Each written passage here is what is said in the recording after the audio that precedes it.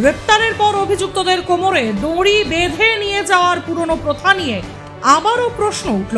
এই পদ্ধতির বিরুদ্ধে আপত্তি জানিয়ে গুরুত্বপূর্ণ পর্যবেক্ষণ করেছে আদালত।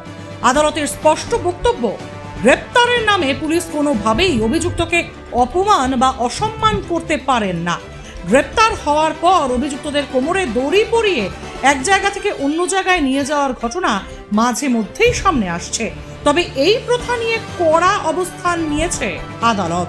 আদালতের পর্যবেক্ষণ, কোনো ব্যক্তি অভিযুক্ত হলেও আইন অনুযায়ী তার মৌলিক অধিকার বজায় থাকে। গ্রেপ্তারের নামে এমন কোনো পদক্ষেপ গ্রহণ করা যায় না যা তাকে সমাজের সামনে হেয় বা অপমানিত করে।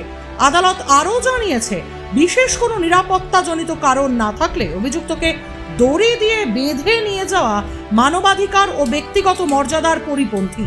পুলিশ প্রশাসনকে আইন মেনে এবং মানবিক আচরণের মাধ্যমে গ্রেপ্তার প্রক্রিয়া সম্পন্ন করার পরামর্শও দেওয়া হয়েছে। এই পর্যবেক্ষণকে ঘিরে আইন মহলে শুরু হয়েছে জোর আলোচনা। বিশেষজ্ঞদের মতে, আইন শৃঙ্খলা রক্ষা যেমন জরুরি, তেমনি অভিযুক্তের মানবিক মর্যাদা রক্ষা করাও সমান গুরুত্বপূর্ণ। গ্রেপ্তার মানেই অপরাধ প্রমাণিত নয়।